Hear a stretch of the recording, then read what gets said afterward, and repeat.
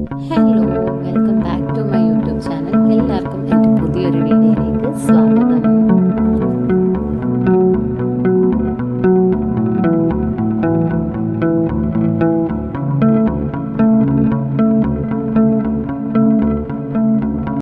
Day 6.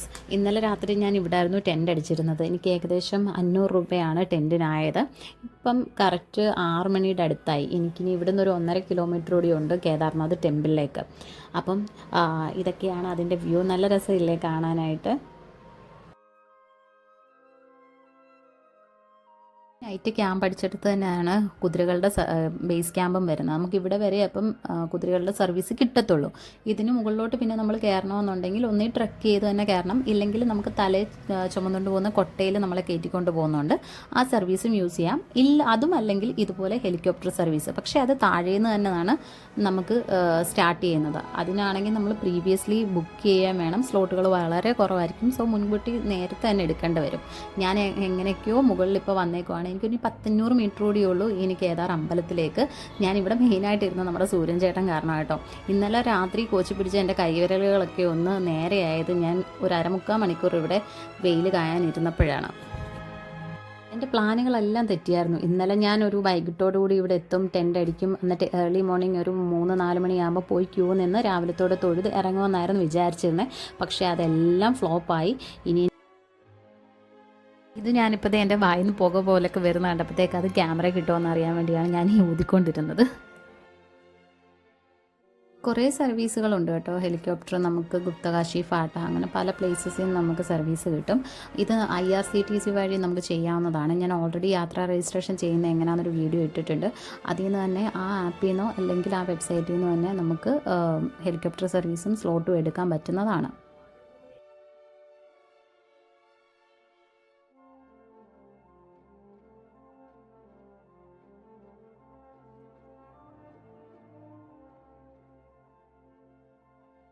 ഇത് തൊഴാൻ വേണ്ടിയുള്ളവരുടെ Q ആട്ടോ. ഏകദേശം 1.5-2 കിലോമീറ്ററിൻ്റെ അടുത്തുണ്ടായിരുന്നു. ഈ നിൽക്കുന്നവരെല്ലാം ഇനി വൈകിട്ടത്തേക്കേ തൊഴത്തുള്ളൂ. അത്രയ്ക്കും ക്രൗഡായിരുന്നു. ഞാനപ്പം അവിടെ ഇരുന്ന പോലീസുകാരുടെ അടുത്ത് എനിക്ക് ജസ്റ്റ് അമ്പലം ഒന്ന് കണ്ടാൽ മതി എന്ന് പറഞ്ഞിട്ട് കയറി പോകുന്നതാണ് അകത്തേക്ക്.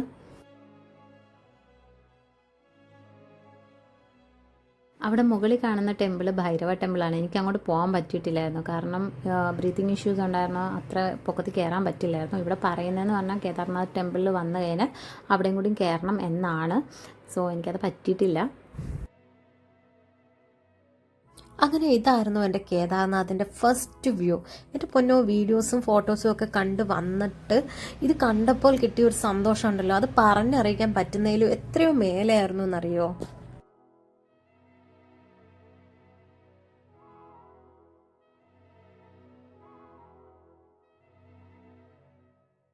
ഞാൻ കുറച്ച് നേരം അങ്ങനെ അമ്പലത്തിൻ്റെ അവിടെ സ്പെൻഡ് ചെയ്തു. അവിടെ സാധാരണഗതി നമുക്ക് ജിയോയ്ക്കാണേലും എയർടെലിനാണേലും നല്ല റേഞ്ചാണ്. എന്താണെന്ന് അറിയത്തില്ല, ആ 7 മണി തൊട്ടൊരു 11-11:30 വരെ ഒരു നെറ്റ്വർക്കും അവിടെ അവൈലബിൾ ആയിരുന്നില്ല. അതിൻ്റേതായ ഇഷ്യൂസ് പലർക്കും വന്നവരിലുണ്ടായിട്ടുണ്ട്. കാരണം പലരും തമ്മിൽ മിസ്സായായിരുന്നു.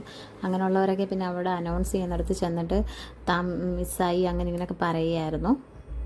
അങ്ങനെ കുറച്ച് നേരം അവിടെ സ്പെൻഡ് ചെയ്തതിന് ശേഷം എന്താണേലും കണ്ടിട്ടേ പോവുള്ളൂ എന്ന് വെച്ചിട്ട് ടെൻറ്റ് തപ്പി നടക്കുമായിരുന്നു. അവസാനം എനിക്ക് ടെൻറ്റൊക്കെ കിട്ടിയിട്ടുണ്ട്. ഏകദേശം 200 മീറ്റർ അടുത്ത് തന്നെയാണ് അമ്പലത്തിൻ്റെ. പാട്ടിയാല ഹൗസ് എന്ന് പറഞ്ഞിട്ടാണ്. അവർക്ക് റൂംസും കുറേ ഉണ്ട്. അതുപോലെ തന്നെ ഡോർമെട്രീസും ടെൻറ്റും അവൈലബിൾ ആണ്. ഇതൊക്കെ 3 പേരുടെ ടെൻറ്റാണ് കേട്ടോ. താഴെ ബേസിലായത് 500 രൂപയാണ് ടെൻറ്റിനെങ്കിൽ ഇവിടെ ഏകദേശം 1600 രൂപയായിരുന്നു എനിക്ക് ടെൻറ്റിനായത്. ആ കാണുന്ന മഞ്ഞ കളറിലെ ആ കെട്ടിടമാണ് നമുക്ക് കോമൺ ടോയ്ലറ്റ്സ് ആണ്. ഇതായിരുന്നു എൻ്റെ ടെൻറ്റ്. GMBN വഴി പ്രീവിയസ് ആയിട്ട് തന്നെ റൂംസൊക്കെ ബുക്ക് ചെയ്യാൻ പറ്റുന്നതാണ്. ഞാൻ ചെയ്ത റൂംസ് ഇന്നലെ ആയിരുന്നു. അതെനിക്ക് പോയിരുന്നു. പിന്നെ റഷ് കാരണം കിട്ടിയില്ല. അങ്ങനെയാണ് ടെൻറ്റ് ഞാൻ യൂസ് ചെയ്തത്. ഇതിൽ നേരെ ചെന്ന് നമ്മൾ ഇറങ്ങുന്ന കേദാർനാഥ് ടെമ്പിളിലോട്ടുള്ള റോഡിൽ തന്നെയാണ്. ഞാൻ ഇത്ര അടുത്തെടുത്ത് എന്തിനാണെന്ന് ചോദിച്ചാൽ നാളെ വെളുപ്പിന് 2 മണിയാകുമ്പോഴത്തേക്ക് എനിക്ക് തൊഴാനായിട്ട് പോകണം. സോ ദൂരത്തുനിന്ന് വല്ലതും ആണ് നമ്മൾ സ്റ്റേ ചെയ്തിട്ട് വരുന്നതെങ്കിൽ നമുക്ക് ഒട്ടും നടക്കാനോ ബ്രീത്തിങ് ഇഷ്യൂസ് കാരണം ഒരിക്കലും പറ്റില്ല. അതുകൊണ്ടാണ് ഇത്ര അടുത്ത് തന്നെ ഞാൻ നോക്കിയത്. അങ്ങനെ ഞാനിങ്ങനെ വീഡിയോസ് എടുത്തപ്പോഴാണ് അവിടുത്തെ പയ്യൻ എൻ്റെ അടുത്ത് ഞാനൊരു വ്ളോഗറാണോ എന്നൊക്കെ ചോദിച്ചപ്പോൾ ഞാൻ പറഞ്ഞേ അല്ല. ഇവരൊക്കെ എന്ന് പറഞ്ഞാൽ നമ്മൾ യൂസ് ചെയ്യുന്ന ടെൻറ്റിലെ ബ്ലാങ്കറ്റ്സൊക്കെ പിറ്റേ ദിവസം കൊണ്ട് ഇതിൻ്റെ മേലിട്ട് ഉണക്കും. പിന്നെ അവരുടെ ഡ്രസ്സെല്ലാം ഇതിൻ്റെ മേലിട്ടാണ് ഉണക്കിയെടുക്കുന്നത്. അപ്പോൾ അവനായിട്ട് കുറച്ച് നേരം കത്തി അടിച്ചിട്ട് ശേഷം ഞാൻ വൈകിട്ട് 4 മണിയൊക്കെ ആയപ്പോഴത്തേക്ക് അമ്പലത്തിലിട്ട് പോവുകയാണ്.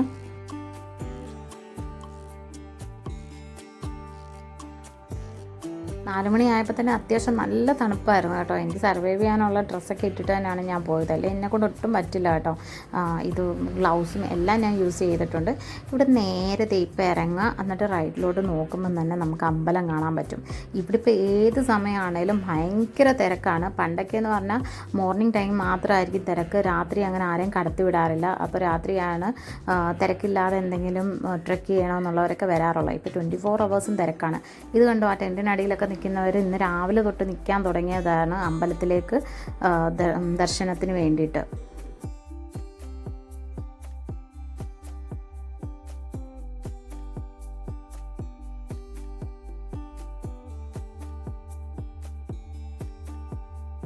അങ്ങനെ രാവിലെ 2 മണിയായപ്പോൾ തന്നെ റെഡിയായിട്ട് ഞാൻ പോയി നിൽക്കാൻ തുടങ്ങിയതാണ്. ഞാൻ വിചാരിച്ചു ഇത്രയൊന്നും ആൾ കാണില്ല, ഞാൻ ചെല്ലുമ്പോൾ ഞാനായിരിക്കും ഫസ്റ്റ് വരുന്നത് എന്നൊക്കെ വിചാരിച്ചിട്ടാണ് ഞാൻ പോയത്. പക്ഷേ ഈ നടന്ന് കയറി വരുന്നവരൊക്കെ ഡയറക്റ്റ് ഇങ്ങോട്ട് തന്നെ ആയിരിക്കും വരുന്നത്. 5:30 ആയപ്പോഴാണ് ക്യൂ മൂവ് ചെയ്യാനായിട്ട് സ്റ്റാർട്ട് ചെയ്തത്. അപ്പോഴത്തേക്ക് വന്നപ്പോഴത്തേക്ക് ഒരു സൂര്യൻ്റെ രശ്മികളൊക്കെ ആ മലയുടെ വിടവിൽ നിന്നൊക്കെ വരാൻ തുടങ്ങിയപ്പോഴത്തേക്ക് ചുമ്മാ കുറച്ച് നേരം ഞാൻ അങ്ങോട്ട് ഫോക്കസ് ചെയ്തൊക്കെ വെച്ചേക്കുമായിരുന്നു. ആ സമയമൊക്കെ ആയപ്പോഴത്തേക്ക് എനിക്ക് നല്ല രീതിയിൽ ഇഷ്യൂസൊക്കെ വന്നു തുടങ്ങി. പിന്നെ എനിക്കൊരു കർണാടകക്കാരി ഫ്രണ്ടിനെ കിട്ടി. ആൾക്കും തലേന്ന് ഭയങ്കരമായിട്ട് ഇഷ്യൂസൊക്കെ ഉണ്ടായിരുന്നു എന്നൊക്കെ പറഞ്ഞു.